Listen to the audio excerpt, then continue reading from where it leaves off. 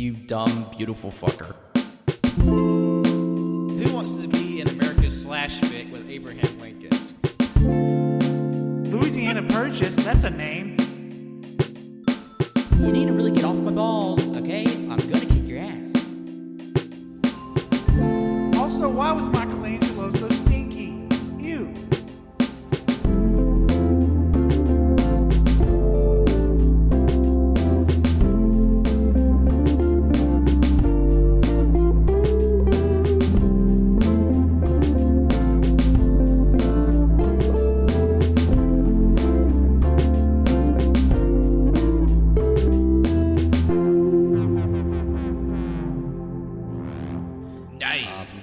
Hello, everybody. Welcome to All You Can Hear is, wait, this is an All You Can Hear project? Is that, or is this its own thing? I can't remember. It's been so long now. It's We'll work Anyway. out the kinks of it. yeah, the specificities of it. You don't have to nitpick me, please, God. This is Essential Viewing Episode 5, or EV5, or Essential Viewing Reformatted 1. I am your host, Wenzel, and joining me today are three temporal co-hosts. It's me, Johnny. Oh. It's past Pat. Sorry, I didn't know what order we were going in. It's canon. I'm here. I'm ready. Oh my God, I've been waiting so long for this. I'm excited. Oh, have you been waiting long for this? Well, we're going to wait a little longer. I mean, what's another year? It's fine. Yeah, so obviously this is something we've been putting off for a while. If you don't know, from the title you can tell this is an episode, essential viewing for Back to the Future. Like I said before, this is the reformatted series where we discuss films, and it's it's been a while. It's been over a year. The last one came out December of 2019. You know, since I'm the host, I'm starting to know my ums and uhs a lot more, and it's not really helping. But we're gonna push through that. You got this, Wenzel, I believe. So, Got it. I mean, you hosted before, So, yeah, it ain't no thing. no, it ain't no No, thing. truth It be ain't no told, thing. as someone But- who's hosted my own episode for the first time, I'll admit it was like, uh-oh. But it was fun time. It was good time. Yeah, that's good. Yeah, I bet. And you know, it's been a while. So, but anyway, like I was saying, we're going to be discussing one of the most iconic sci-fi films of all time, Back to the Future. Yes. Something that with every essential viewing that we've done before, well, we're going to start doing until now, and I think we've done before, it's been so long, is that we are under the assumption that you, the audience, listeners, has seen the movie. So there's going to be spoilers. We're not going to explain the plot to you. You know the plot. We don't have to explain it to you. This isn't like a review. That's not what this is. This is more of a formal and critical analysis of films, and we're going to be doing that with Back to the Future. We won't remove, even though it's reformatted, we won't remove our previous episodes. Those will still be up for your listening pleasures.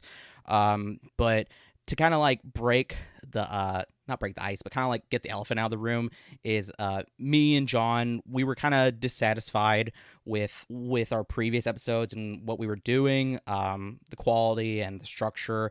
I'm willing to blame that on me because it was supposed to be a team effort, and I kind of pushed at the time. I kind of pushed more for review because, to be honest, I didn't really understand what I was doing with something like this at the time. I just had a very basic and shallow idea when it comes to analyzing media, and I kind of carried that over from like my English and literature classes. Sorry, I'm having to explain this, but I just really wanted to get this out there. It's not your fault, Wenzel. I was like, oh, I don't need show notes for this shit, and then I was like, oh shit, maybe I do. Yeah, because so I did not prepare very well for those early episodes. Even though I think there's some good in there, they're just a little rough.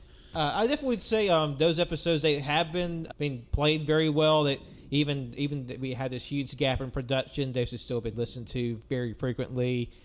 We appreciate you going back to listen to those episodes, all 4 of them.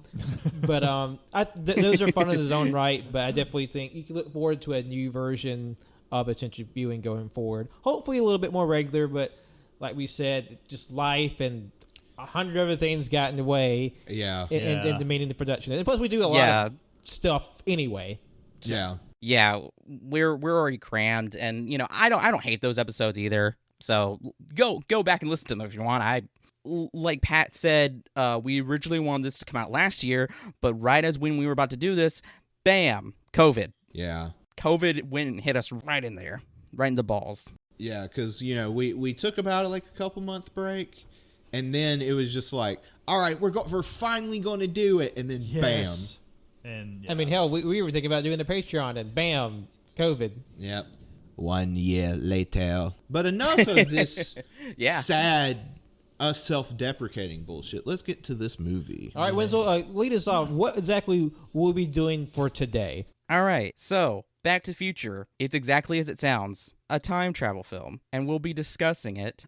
Previously, though, we've each watched it multiple times, so we know our stuff when we're talking about it. We're not just going off memory, but we're not going solely off of memory. And Back to the Future it's a very straightforward film in that it is about, like I said, time travel, and it is broken up into 3 acts, each with very simple setup, revelation, which revelation can go also with conflict, and then we get our resolution in the third and final act. But I wanted to do something very, very simple and very early, and I wanted to get everybody's thoughts on the film first. Getting ready for this episode, this was take my cinephile card away, because that was the first time seeing this movie.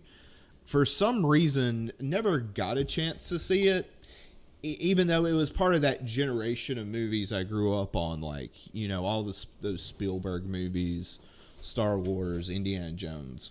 But Back to the Future always escaped me. And I was, because one thing I worry about with like the original trilogy for Star Wars, I was like, if I were to watch them for the first time now, would I still love them as much as I do? So I was scared that like it was going to be one of those movies that you hear a lot about, and then you get to, it's like, that was all right, but wasn't that great. I can say this movie is really fun, and I think it does deserve the hype it gets. And it was really interesting watching it the second time to see every single thing is set up and has a pretty satisfying payoff, and it's woven pretty naturally into the plot. But yeah, I really like this movie. For me, of course, it's one of those things you grow up watching. You see it just inundated in pop culture. It's one of the most famous American movies of all time. But really, just sitting down and just to really focus on the film, I realized it's an amazing film. It's so well crafted. You can tell because they took a lot of time to really work it over and get it right. And to me, I think it all just fits together so well. Barely a lull in it. There's not really anything I feel like you could really just tidy up to we can snip that or trim that to make it flow a little better. I think for a movie that's almost 2 hours, it breezes through. I didn't realize how quick we were going until we got up to the end. It's like, oh hell, we're almost to the end here. And I think it's just a fun film. We'll of course we'll probably get into sort of the nitty gritty of it later on, but it's a great film, and I thoroughly enjoyed myself watching it over the last few times for the episode. I'm sorry, I'm still shocked that Jonathan had only just seen this movie. It's fine, but here's the thing: I adore Back to the Future. It is my favorite trilogy of all time. Controversial maybe, but I said it. I don't care. It's like in the war of Star Wars versus Lord of the Rings. I'm the one in the middle shouting "Back to the Future." But yeah, like Pat said, it was always on.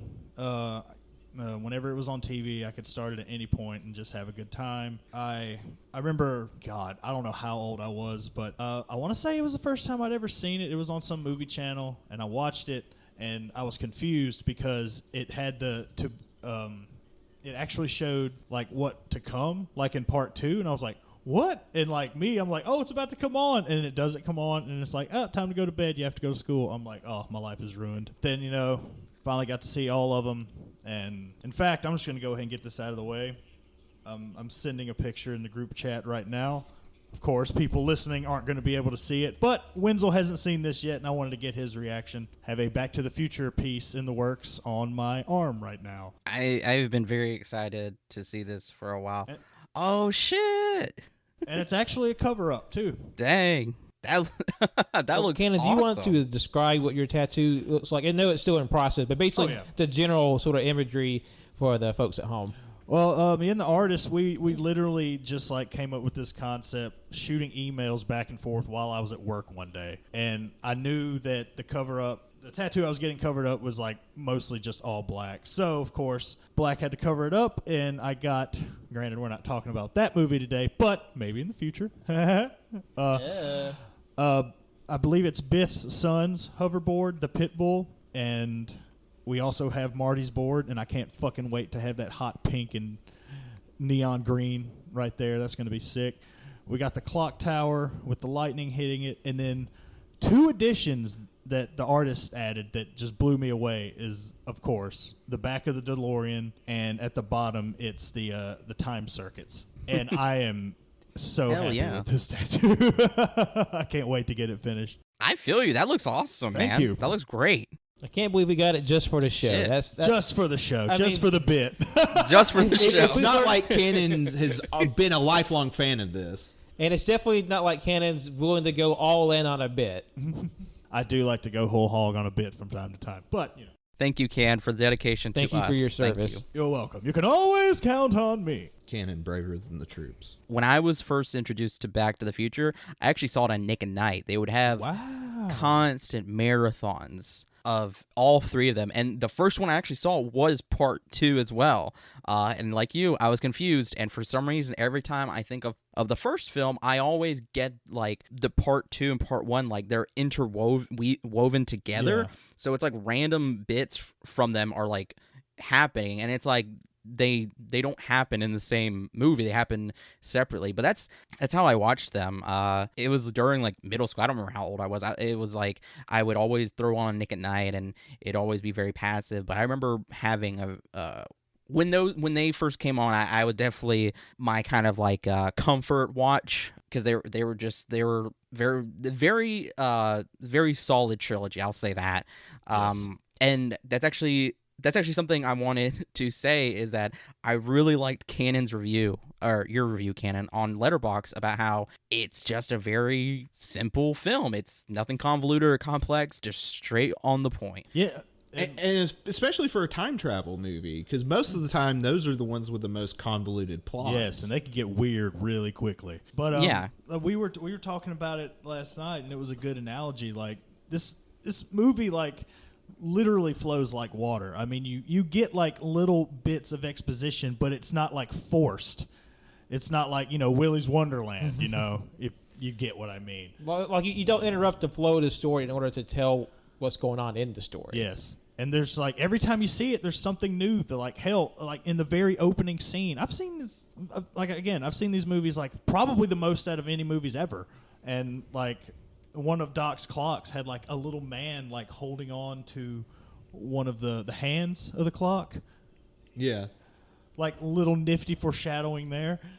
And there's a lot of things like the first time through just sound like flavor text, but they are like specifically setting up the payoffs for the end of it. Yes, exactly. Or even stuff that's there'll be stuff that's introduced in the present day that is referenced in the past. I was like, they're talking about how the mother's brother didn't get out of jail. Yeah. And then when the next time you see her brother's a baby, he's in a crib. He's behind bars, which is a great little bit there. I guess since we're talking about little bits and Easter eggs, I guess we should get down to the nitty gritty. So, if that's okay with you guys. Oh, no. Let's do this. Lead on, Captain. Back to the Future, directed by Robert Zemeckis, which is, some might know him. He's a very famous director. Produced by Bob Gale, Neil Canton. Written by Robert Zemeckis and Bob Gale. It was released on July 3rd, 1985 by Universal Pictures. Produced with Amblin Entertainment. It had a budget of $19 million. I'm going into very, for all you fucking statistic and... Those fucking sports nerds. Oh, don't worry. I got some too. This is great. That's good. Box office was $389.1 million.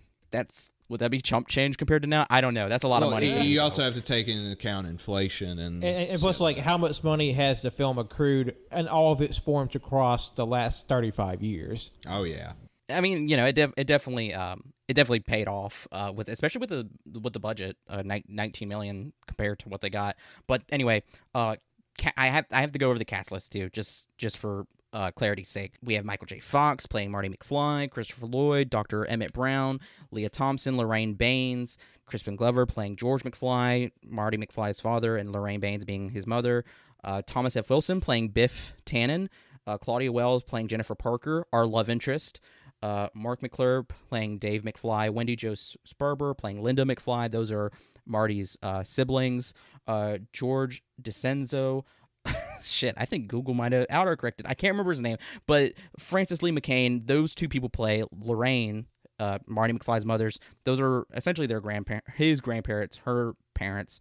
James Tolkien plays Mr. Strickland.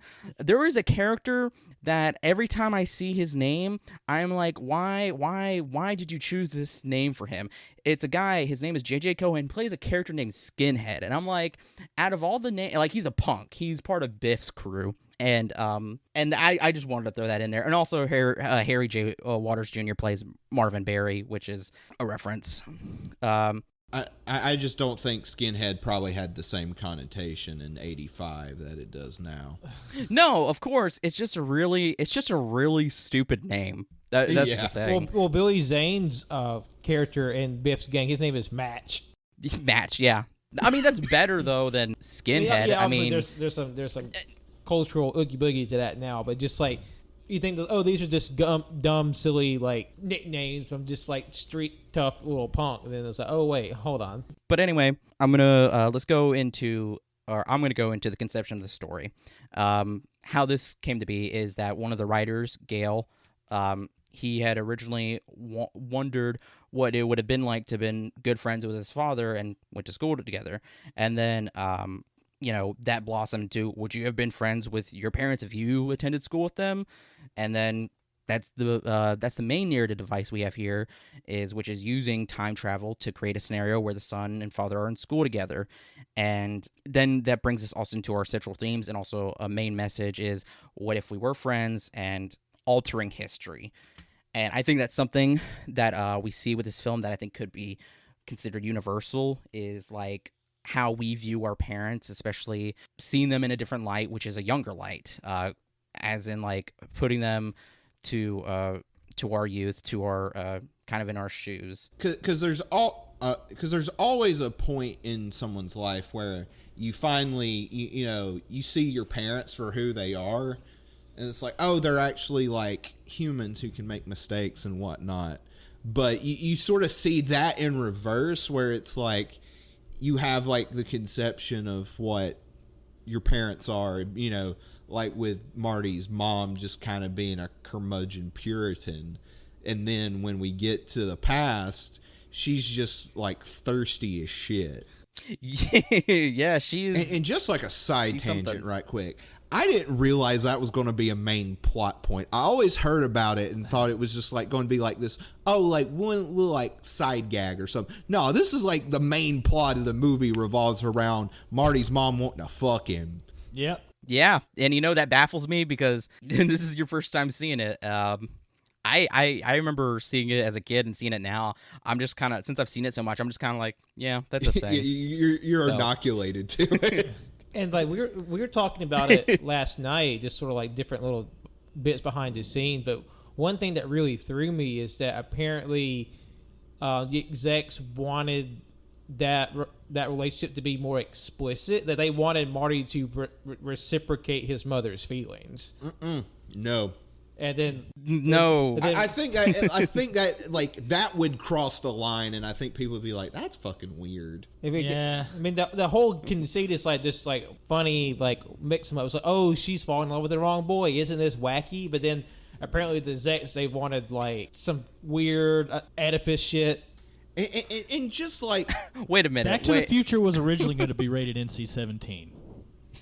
Is what I'm hearing. Just like there's a NC-17 cut of Mrs. Doubtfire. Oh man. Oh God, that's going to be a dated bit. I'm just thinking, Pat, are you telling me the executives wanted more incest? They wanted Marty and his mother to, like, if nothing else, to kiss. Like Marty's like, oh yeah, she's hot.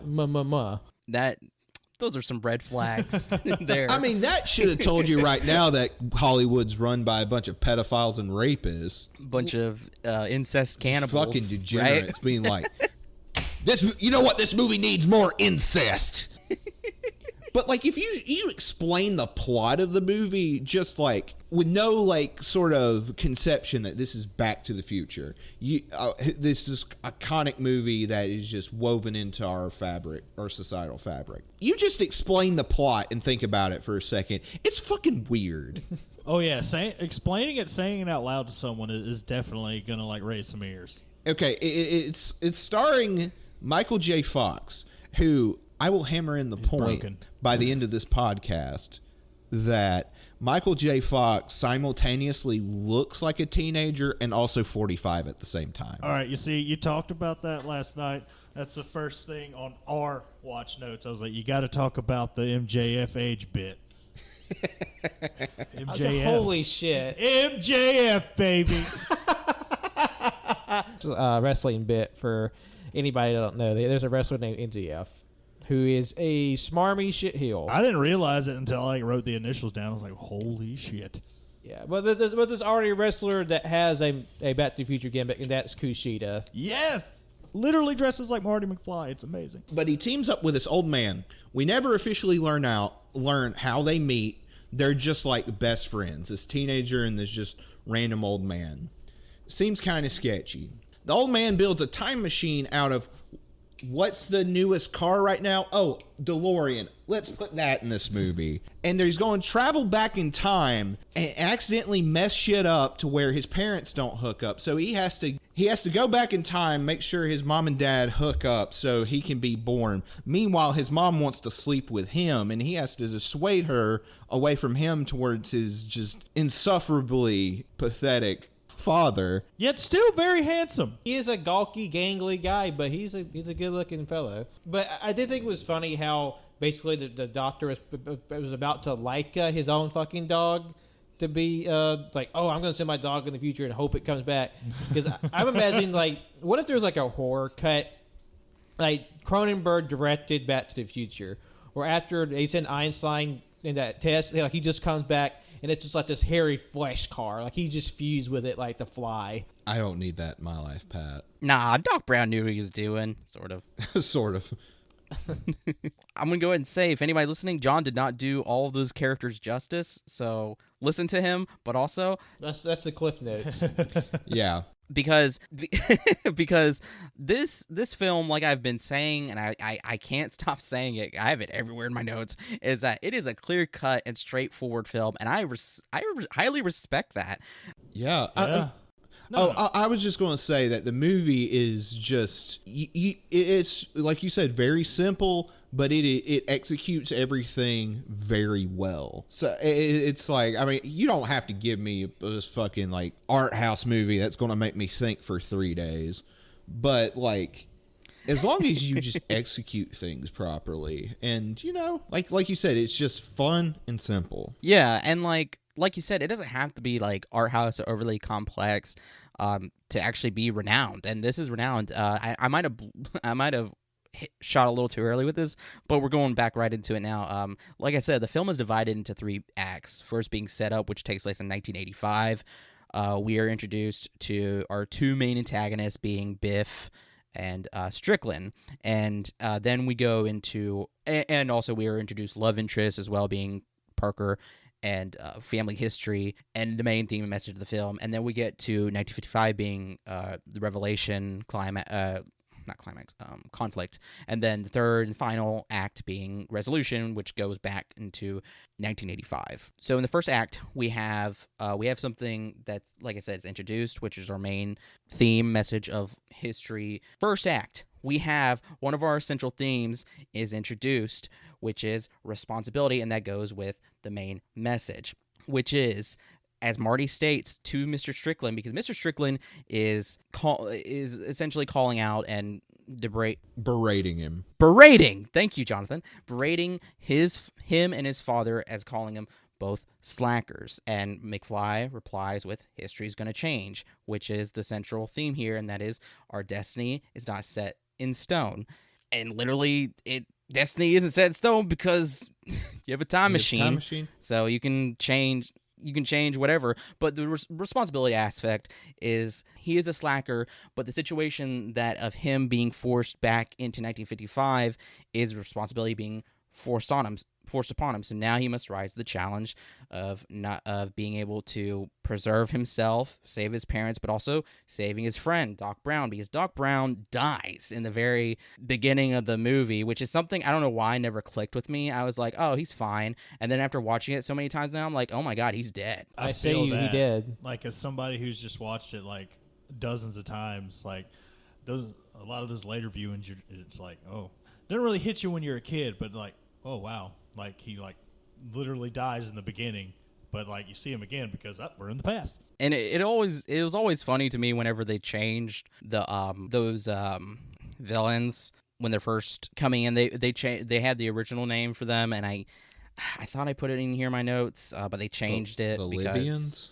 Yeah, I think so, and I think originally. I can't remember if originally they had terrorists or they swapped them. Or did they pull a Rambo 3? And it's like, we salute the brave soldiers of the Mujahideen. And if you don't know your recent history, that's the group that ultimately formed into Al-Qaeda. Thanks, John, for that history lesson. Well, I mean, that's what it sounds like. And once we talk about time travel, history is important. Let's not forget. Like we've been saying, though, something I really enjoyed about this film is, or we all enjoy, and I've been saying constantly, is like everything, all the setups, all the payoffs, no, like everything that feels like it might have been rehashed isn't. Like it all flows together, and that's also something I really liked about the endings for these films too, is the seamless endings. Like literally as it ends, it picks up exactly where it leaves off in the next film. So that, I think that is something that that's interesting and I really enjoy about Back to the Future as a trilogy, is like how it literally makes up a time. It makes its own linear timeline of like for the entirety for all the films together. Something I also noticed about this film that I thought was, all these central themes I want to point out are things that I noticed that I thought were interesting. This is a lot of stuff I looked into, and you know, and whenever we're discussing these films, anybody here can feel free to jump in and add something as well, because everybody here took notes of some sort. But anyway, nostalgia. Yeah. The film is. And the film is constantly setting up and paying off, but it doesn't feel old or oversaturated. It feels natural. It feels like nostalgia. When Marty first arrives in 1950s Hill Valley, he's greeted with nice, soft, comforting music and the glitz and glamour of the 1950s, which looks very clean and not bad whatsoever. Nothing bad happened in the 1950s. The Norman Rockwell painting. Yeah, pretty much.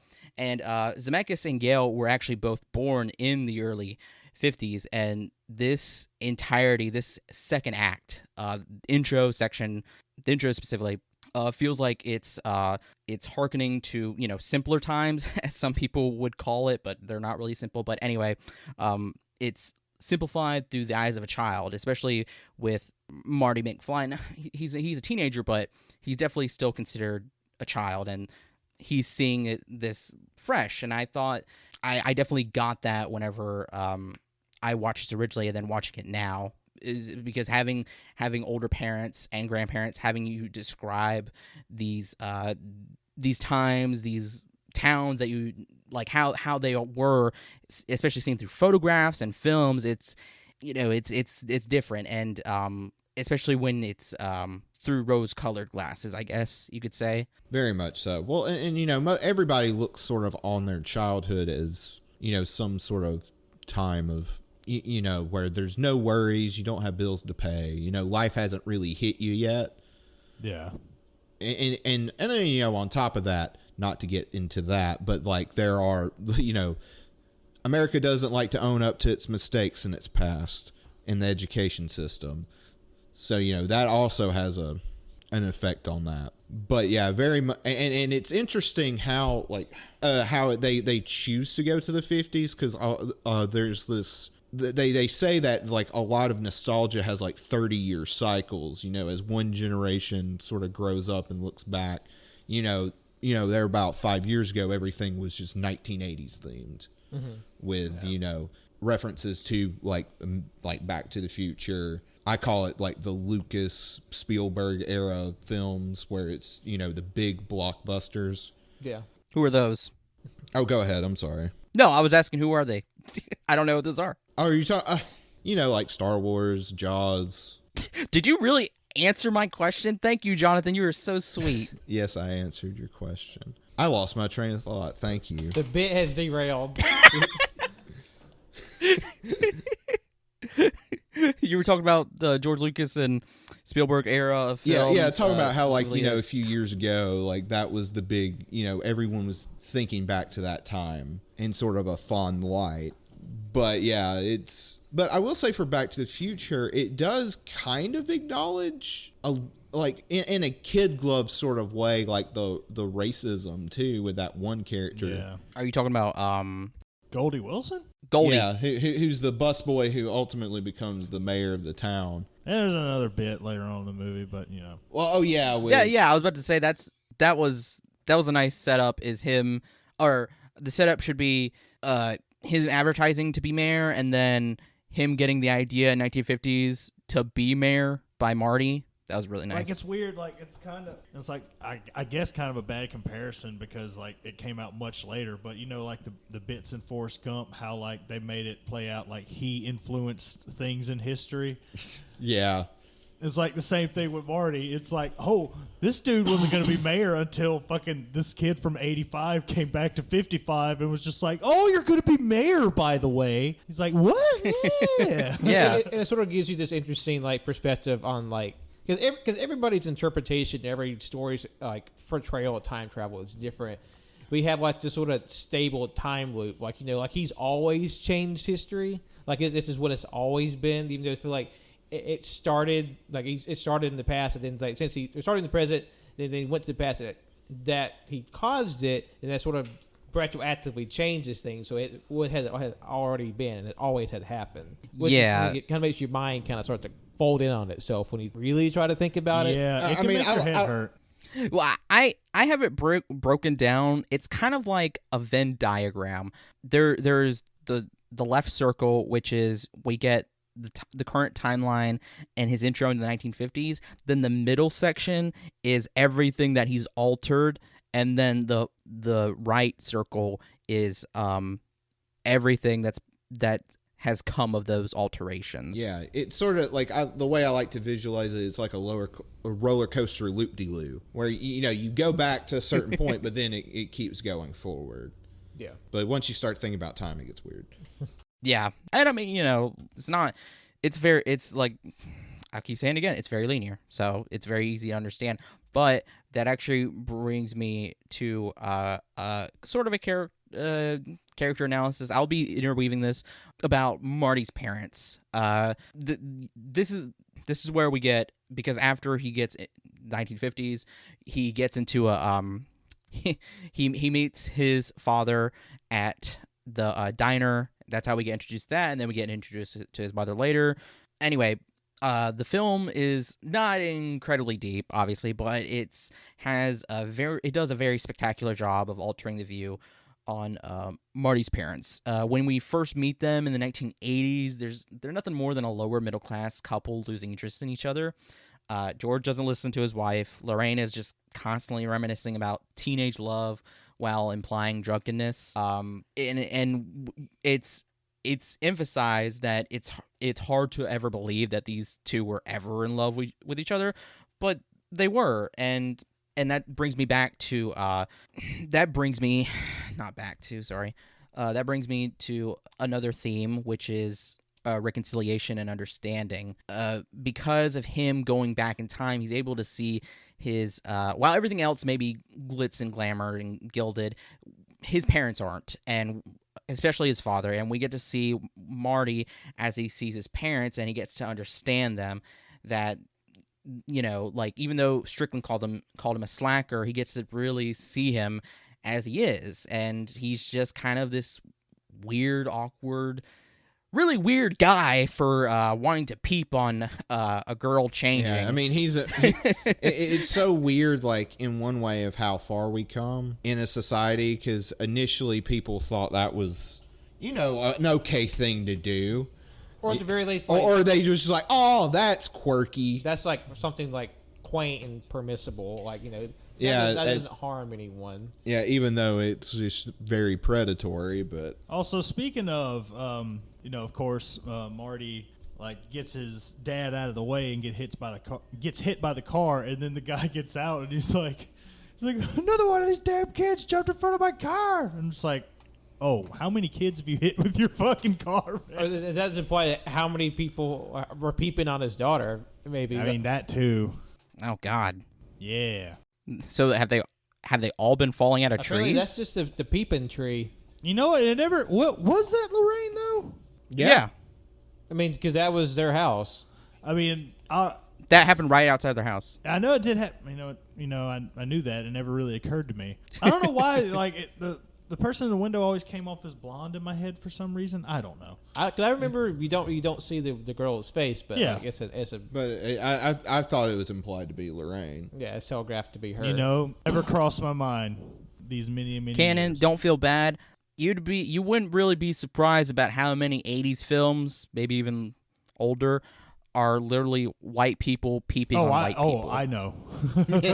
I mean, how many quote classic 80s comedies are just filled with date rape and sexual assault? Like another one of my favorite movies, Monster Squad, has a pretty infamous peeping Tom scene.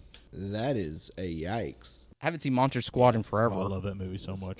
So obviously, like a blanket statement, the time has passed on, so some of these things, well, they weren't okay then. It's that they've become more glaring now. Yeah. And but also something that I remember seeing today, that two things can exist simultaneously. Like something can be enlarge a substantive and qualitative movie, but still have problematic parts.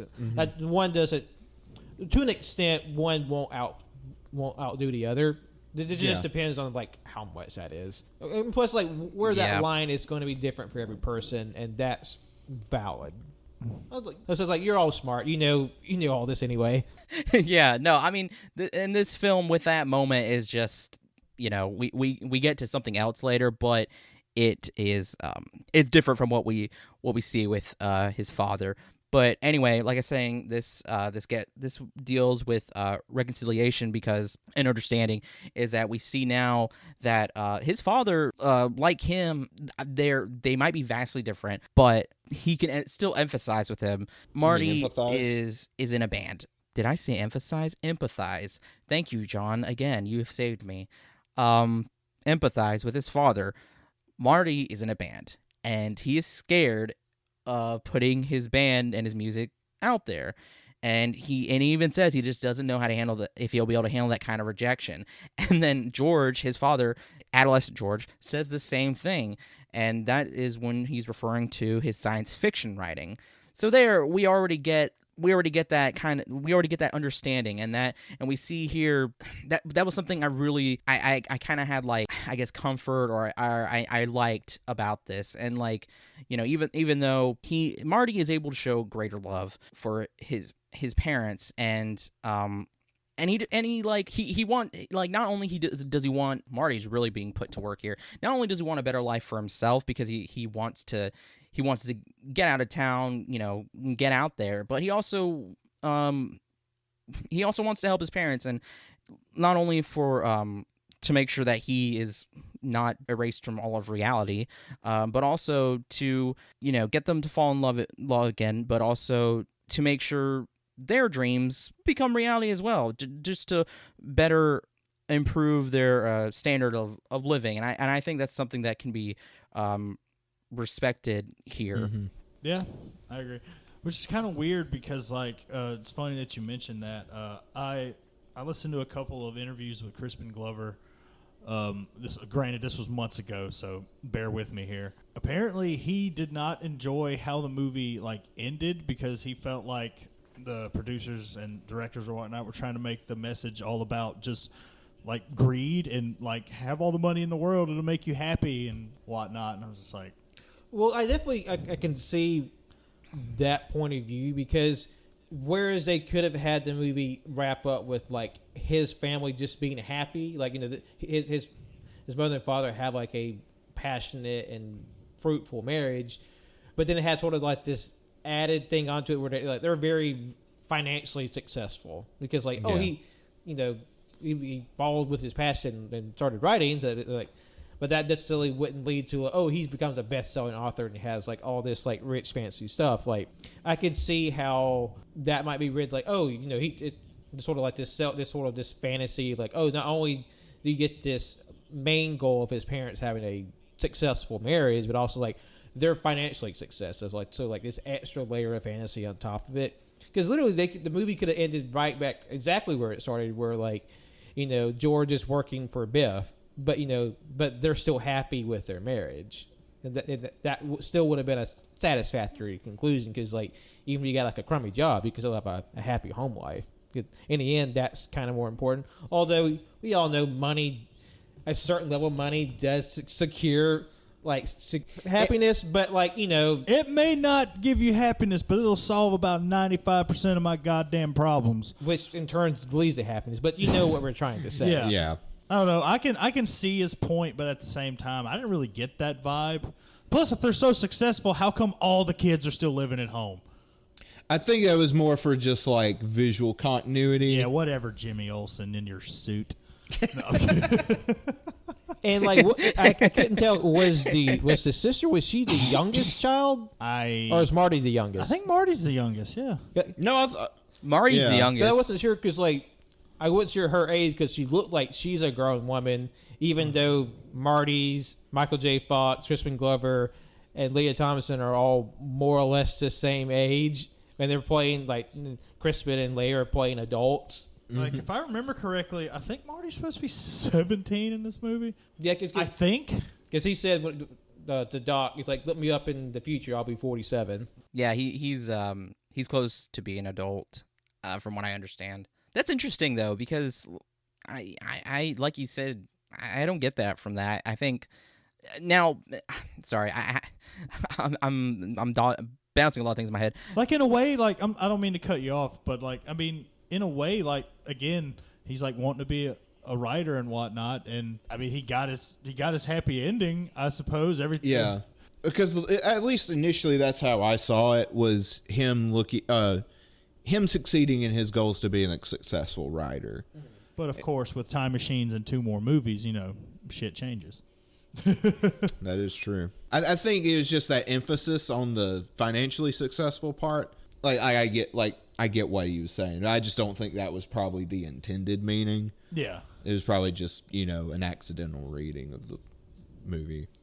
Plus, Crispin Glover, infamous, bunch of, lawsuits and shit later on down the line, I think, pertaining to the sequels and whatnot. Yeah, he and Robert Zemeckis, they are definitely butted heads on set and in perpetuity, it seemed like. Yeah, I really don't mean to get ahead of myself here, but in the other 2 movies, when I was very young, I didn't know it was a different guy. I didn't even have any idea that there were different Jennifers between 1 and 2 as well. Until I got older and watched them again, I was like, holy shit, they're not the same.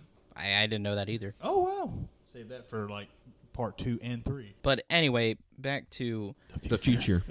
Back to the father. and back to the future.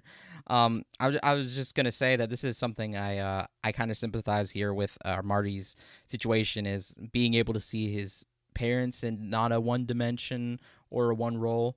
To be able to see them at their most vulnerable and to witness the things that shape them would be a devastating gift in a way, because you can alter and better their lives, and that's. If he's going to be a successful writer, then why can't he reap the rewards? That, I don't know, that kind of bothers me.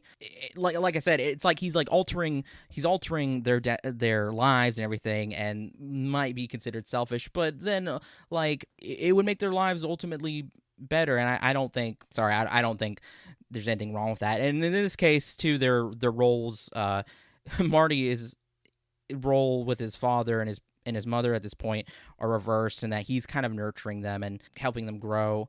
Something that bothers me, and one of the things I can stab at this film for is that Lorraine the mother isn't really, there's nothing done much with her. We only get the father and his growth, and I don't know. I just do not like that, because Lorraine is essentially put in here as not only as a love interest, but something of a kind of like a punchline. Just a joke. The joke is Marty's mom wants to fuck Marty. It's like Mama McFly, horny. Yeah, exactly. She's only there for George to gain and to be part of a funny situation involving incest. Like, that's it. Like, that's the only thing we get. Once again, it just boggles my mind that one of the most popular movies, family movies, mind you, of like the past like 50 years, has partly to do with incest. Do you think that has something to do with the reason why it was like rejected around 44 times before it was greenlit? Probably. Because I know the Like, movie. even Disney was like, hell no, I'm not touching that. Yeah, they thought Disney thought it was a little too blue.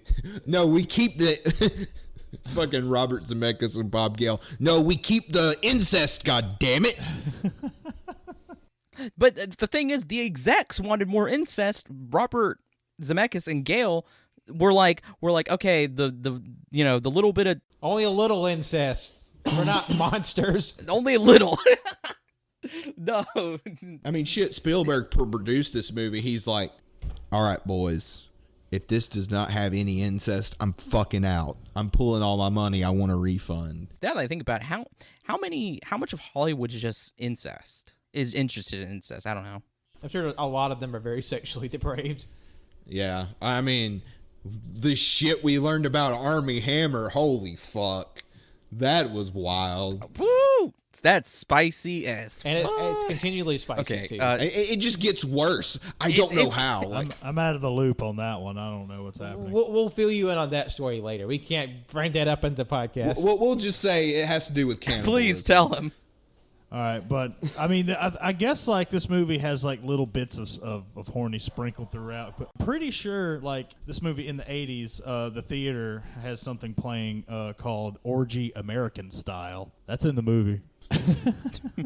Look, I'm sorry. I literally have watch notes. These are watch notes from like A year when ago. I initially was getting ready for the show, and I'm just like doing little like silly things.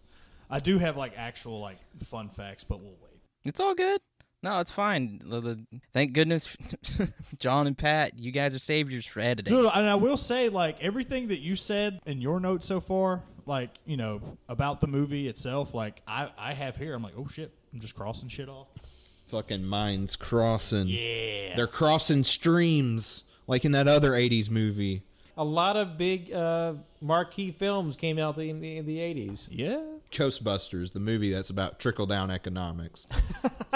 Also, this movie also triggered me because in 85, gas was $1.09 a gallon. I'm disgusted. Damn.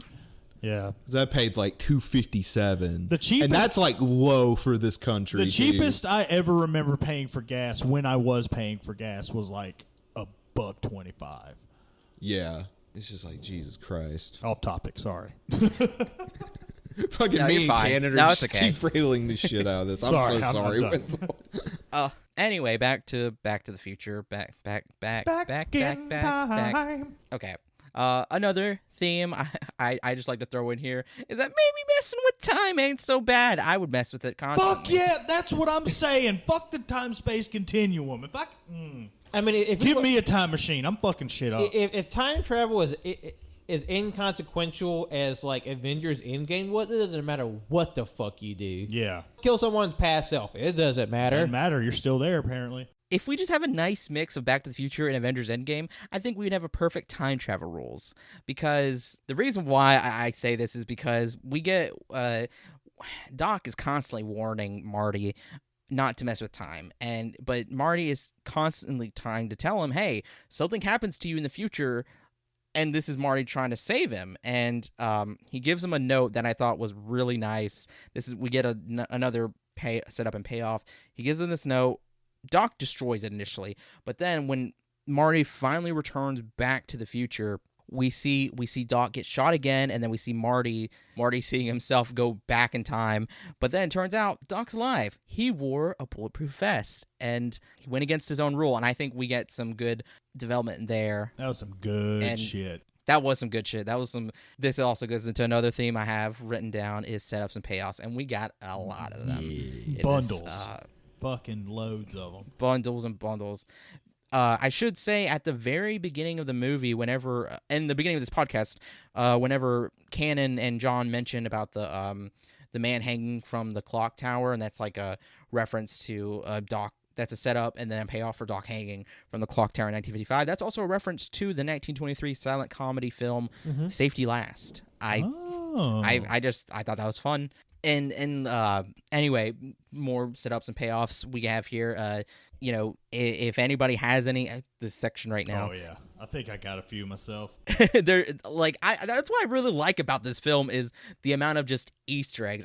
Like you said in the very beginning, it's just so nice to watch this and then come back to it and just pick up stuff that you didn't see originally. Like whenever Doc Brown says that he remembers when the town was all farmland, and then when Marty goes back, it's literally all farmland. I thought that was nice. Yeah, I really enjoyed that. Or like how he hits the pine tree when he comes into the pass, Yes. and it changed from Twin Pines Yes. Mall to Twin Pines Mall to Lone Pine Mall. The crazy lady trying to raise money for the clock tower, foreshadowing the lightning strike. Mm-hmm. like Marty talking about he's at one point going from, man, I don't think I can take that kind of rejection, to becoming the creator of rock and roll, essentially. Yeah, which is Yep, exactly. I did think it was funny that, like, even though Marty was sort of like a little timid about being on stage, but also he just went ham. He was just extra as fuck on that stage. Oh yeah. Also, can we? I'm sorry, Fuck, it's yeah. a sweet little tidbit. Can we talk about how awesome it is that Huey Lewis himself told Marty, "No, you're playing the song that I wrote way too loud. You're not going to do this." Yeah. Damn it, y'all are saying the notes I have written. or I mean, also when he says, Well, "I speaking don't of think I-" Marty and his, Oh, I'm sorry. Go ahead. no, go ahead. You're fine. Oh, I was just saying he's like, oh, don't think I can take that kind of rejection. You know, his dad also says that too. Yeah. Also feel that on a personal, deep level. Yeah. I think that's something. That's why like what I said. What I liked about this film is I think anybody can empathize with that kind of anxiety of putting something, especially being creative, out there. But speaking of music, though, like I was gonna say, Marty messing with the amplifier, and then later him and his band being called Too Loud. Also, I have a question. What was the point of cranking that bitch so far high up? Like, at a certain point, if it's too loud, it's gonna sound bad. So what's the point? So Doc could say that line later when he's like, "Hey, don't turn that amp up too loud, or it'll explode." All right. Well, now I have to mark that off as a bad thing about this movie. That and Lorraine being incest. Well, I was going to say, even though it's not explained in the film, the reason how Marty and Doc become friends is like Marty's just sort of this kind of like troublemaking, like curious young man. So like the reason why he gets to know Doc, because he's like, I heard all these rumors about Doc being a crazy person. I'm going to find out for myself. And they just sort of like kind of bonded over this sort of incidental moment, and like him sort of tinkering with the gigantic speaker and like cranking that bitch all the way up. It's just like that's just sort of inclement to his character and sort of shows you right from the off. Like he's kind of has like this sort of like, I guess, light troublemaking air to him. Yeah.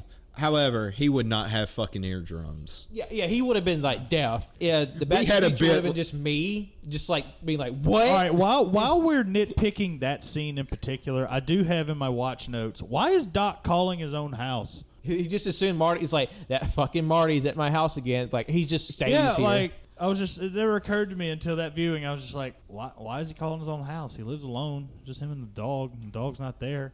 Morty, listen, you son of a bitch. You better not crank that amp up, Morty. Don't do this. Yeah. Fun trivia for the listeners out there. This is what inspired Rick and Morty. in case you didn't In know. case you didn't know that very obscure fun fact. Just in Yeah, case. very.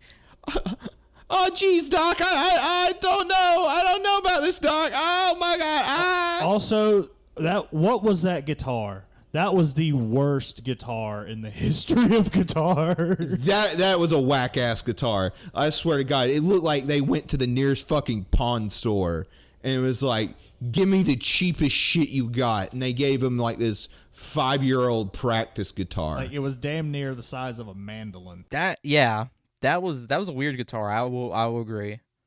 But, like, I mean, I can, like, barely get my, like, shitty Line 6 practice amp, like, halfway before I feel like my ears are bleeding, much less cranking that son of a bitch up. But, you know, that's just, like, fucking Cinema Sins level nitpicks. Yeah.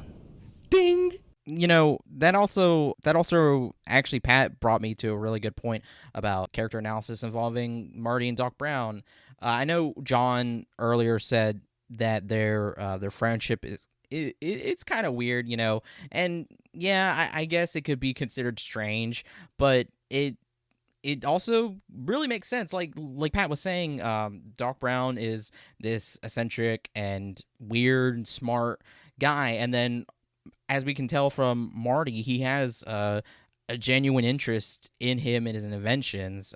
He went to his house, messing with the amp. He also participated, as we can tell, he participated possibly in his experiments. I mean, he did with the time travel experiment, and we have a case here of opposites attracting. Marty is street smart, Doc is book smart. Like I said, Marty is curious and he wants to better himself, and Doc is ultimately the opportunity for that because, like Pat said, he's kind of a troublemaker.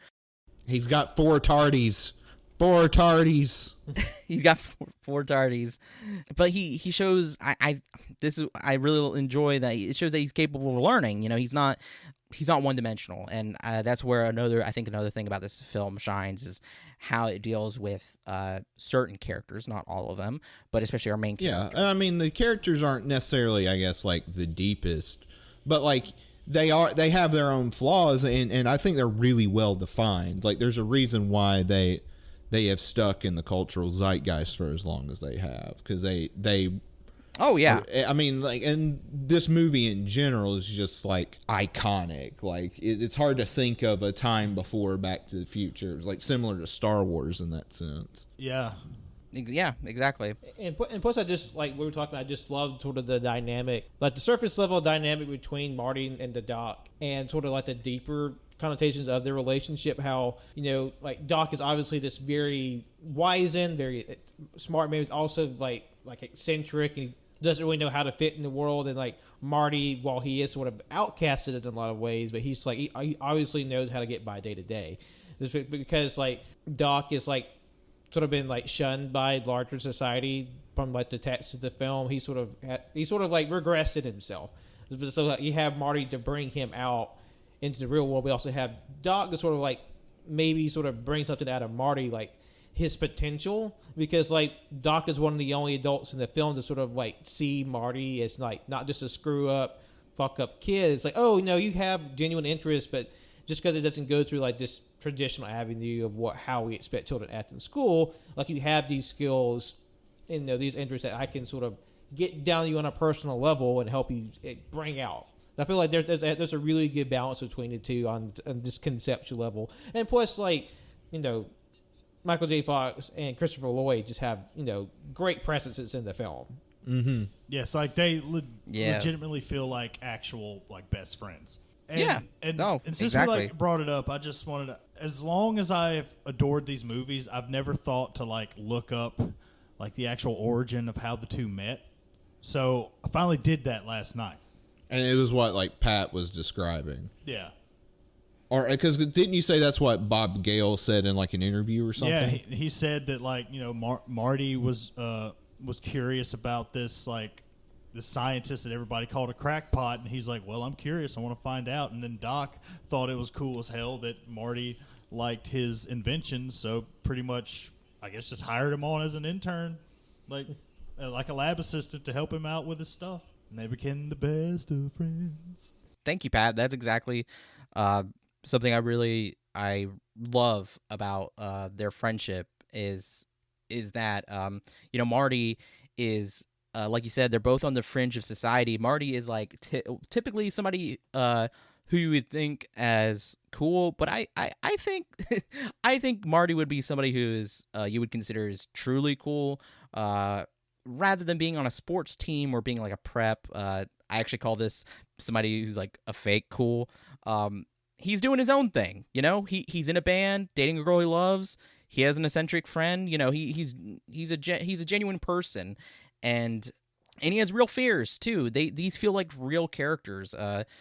He's comes from a broken household. His siblings are boring. His father's still being bullied by his high school bully and working a soulless job, and his mom is a broken housewife. And it's really sad. And I think we get a nice nice friendship here, especially with a very nice caring friendship here, because Marty cares very much about his family and friends. He goes out of his way for his family, especially in the past, but Doc does as well. Doc very much cares for Marty. It feels like a genuine friendship, like Cannon said, and Doc pushes Marty out of the way so that he doesn't get shot, and then 1955 version of Doc goes out of his way to help Marty and his family, and goes back to and when he perfects his time machine, he even goes back to check on Marty's future as well. And Doc may be an adult, but Marty already has a father. Doc is what I would consider a true friend, and that's one of the, I think, the stronger points of this film. 100%. But yeah, let's. I'm gonna throw this fun little thing in here. I did quite a bit of research on this. I was very curious about this. When I first heard Marty's name, Marty isn't anything too special. Also, when frickin' he says his name to his parents, and they're like, "That sounds a great name. I want to name my son after you." Anyway, it's weird. Sorry, that was dumb.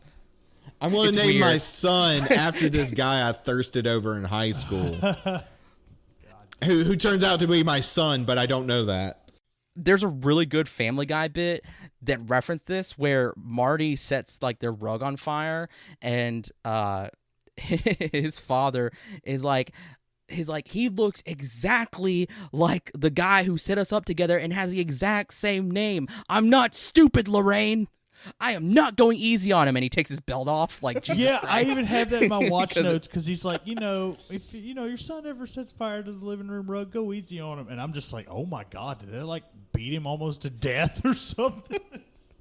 it's man, it's something. Spanking but anyway, is still a thing in some parts of the world. Yeah. But McFly is something that really stuck out to me. I thought that was a weird, interesting choice of a name. It's on the surface, it seems to be a regular name using alliteration and having Irish origin. But to me, it stands out in the same way that Skywalker did in Star Wars. Zemeckis and Gale could have just made this name randomly, or maybe knew someone who fits the profile and they use this person as a model for the character. But I'm not so sure. Not so sure. Let's hear it, detective. The Mick is Gaelic for son, and Fly, well, it's as it sounds. So Fly just means They knew fly. that in later installments he would fly. That's true. His son, his name is Sunfly. Well, what good does that do us? Well, if you go and look back at the phrase fly on a wall, we know that means unseen observer. So if we apply that here, and knowing that flies can be quite conspicuous, then we see a subtle play with McFly is clearly referencing the fact that, unbeknownst to the past version of his parents, he is their son and observing them during a pivotal moment in their lives. Then, when he returns to the present, he watches Doc get shot and himself travel to the past to escape the Libyans. He is an unseen observer. Furthermore, if that is a stretch, it could be that they're using the slang of the time in conjunction with the character. He's, super cool, slick, fast, fly. But let's take it a little further too. The central themes of the movie are time and speed. time and speed are essential to each other in science, physics, and in daily life. The DeLorean has to travel 88 miles per hour to jump through time. The clocks in the very beginning of the film are 25 minutes slow, so that makes Marty late for school. Now, if we go back to Old English usage of the word fly, and in certain phrases today, it means to escape, run, away, uncatchable, or avoid. Marty McFly narrowly escapes the Libyans. He escapes the wrath of younger Biff, making him uncatchable. This is all thanks to timing and speed. Much like a fly, he's fast and can't be caught. In another sense, he wants to escape his 1985 home life. Moreover, it seems that the entire McFly family wants to escape. Lorraine dreaming of her younger days when George wooed her, George being absorbed in TV and still being bullied by Biff, Marty's dreams of music and music career and so on. Their home life doesn't seem the best, so McFly's name being a symbol of escapism is quite possible, in my opinion. I gotta say, I have notes galore, and I still feel unprepared. Wenzel doing his fucking homework over here. I mean, Damn. he got it down pat. I will say that is 100% valid. Yeah. But like also Occam's razor. I would love if Zemeckis and Gale just had these just like flow charts and like strings and it's like, okay, all this deep down dirty theory, and then also just like what if we just called him McFly, like, because it sounds cool. I don't know. Like it's one of those things that's very serendipitous in that aspect of like, and you'll see shit like that all the time in any sort of like narrative media where like subconsciously like fucking writers just like, I don't know, this sounds cool, but like if you were to get like really down nitpicky with it, you could form connections that may or may not been intended. Like it's like, oh, I didn't think of that, but that sounds cool, you know? Yeah, there might be some writer out there who puts like that level of 4D thinking into like various small aspects. I'm playing 13D chess. Where are you? And that's very much valid to the person creative process. But I feel like it's funny that you have this very simple like, oh, this sounds cool. To the other side, it's like, this is very intricately thought out. Or like it's just, you know, a lot of times, like, I mean, you're reading a movie, you don't know, most of the time you're not going to know what the person intended. You'll never know because you're not that person. Correct. But like, so I mean, as long as you can support it with evidence, I mean, any reading's valid. So I say this is cool and valid. This is the AYCH canon for Back to the Future. McFly's name has etymological roots. I know I said that word completely wrong.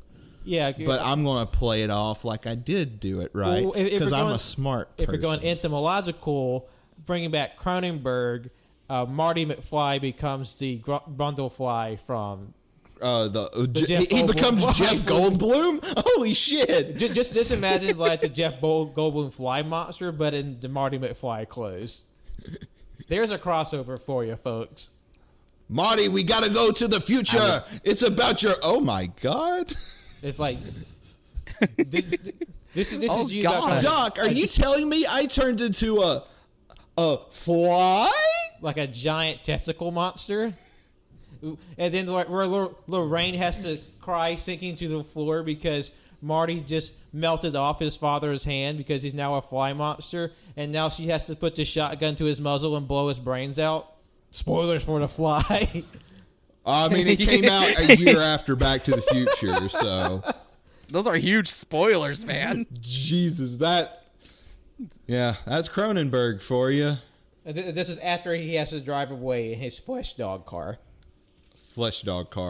Ooh, that'd be crazy if the DeLorean, like you said, the dog and the DeLorean were like combined together. So, that'd be awful. Wenzel, you gotta draw that.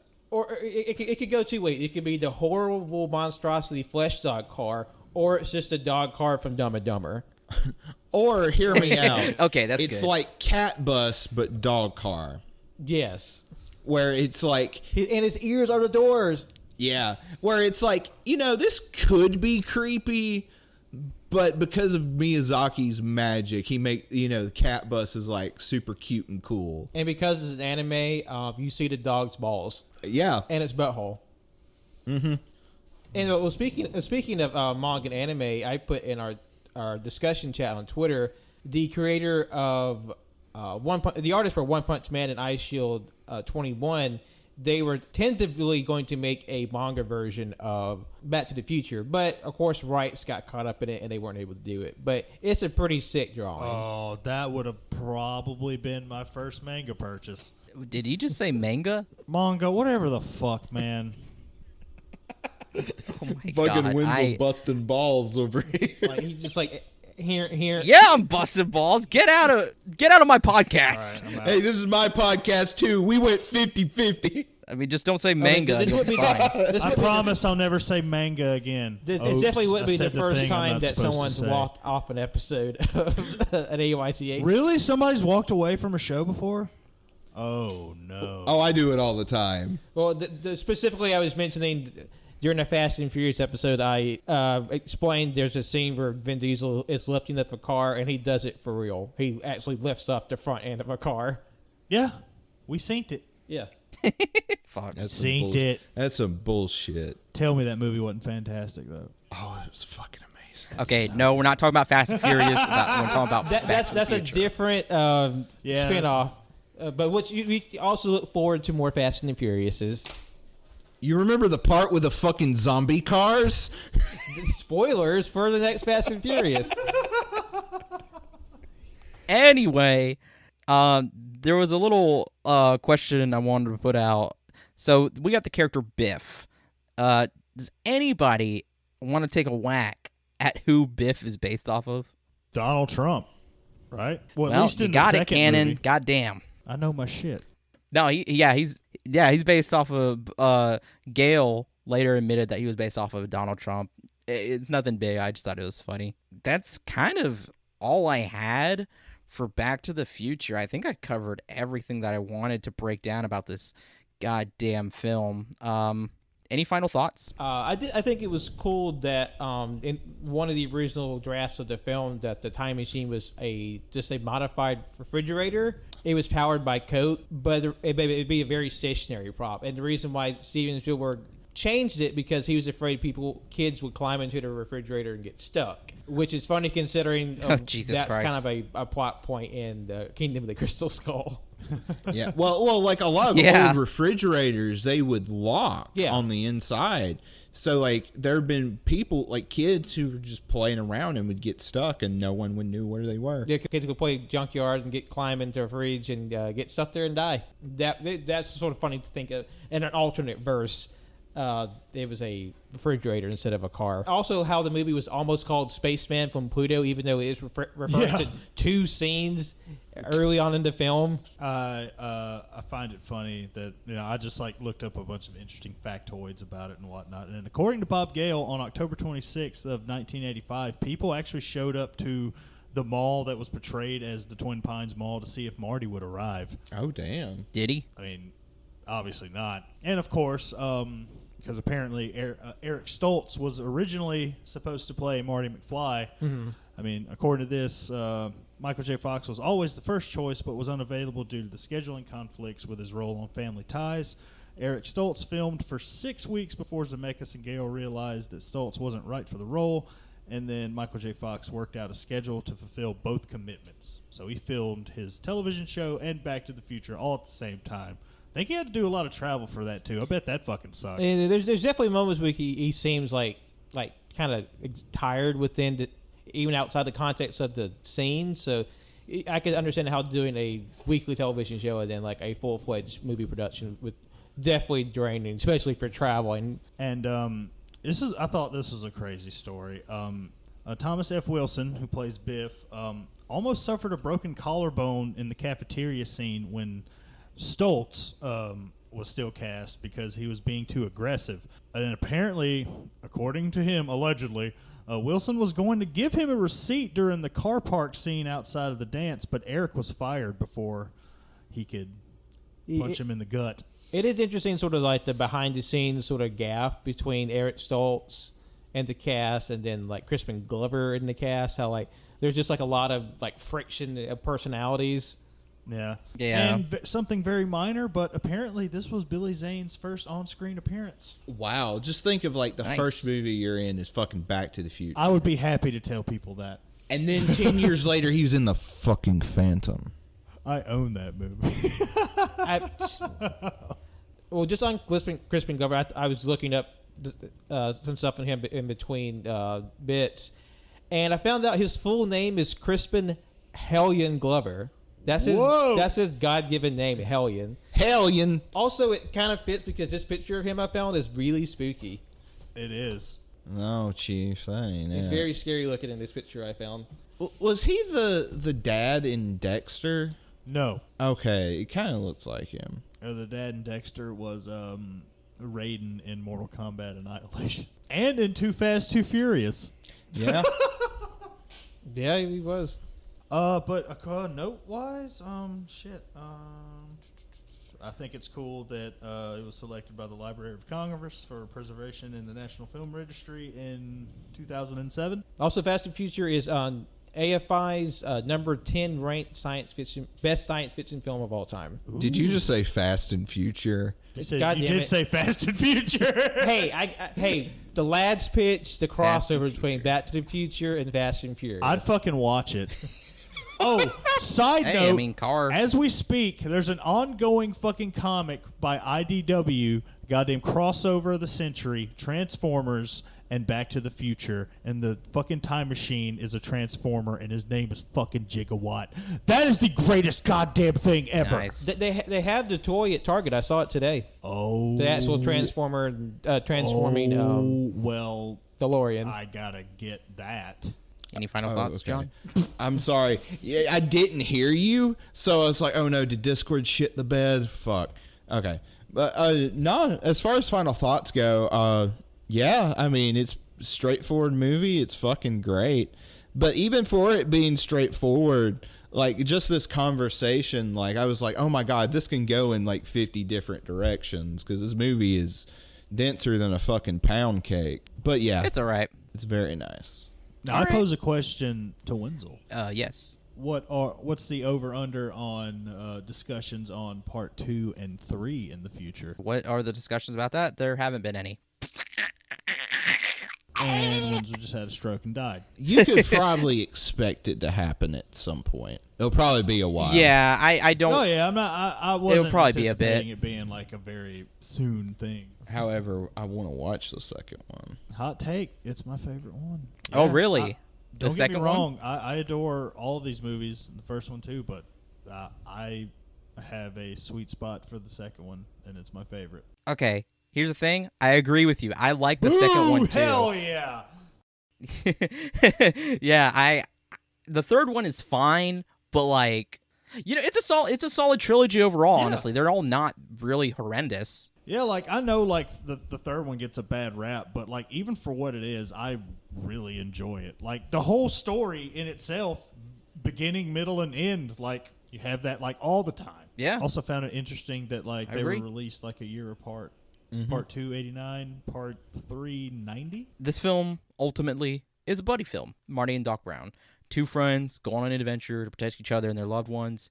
A teenage kid is kind of given an ideal scenario to alter himself, his future, and to see his parents in a different light. While every film doesn't have to be deep, complex, or revolutionary, this film is not outstanding, but I couldn't ask for more.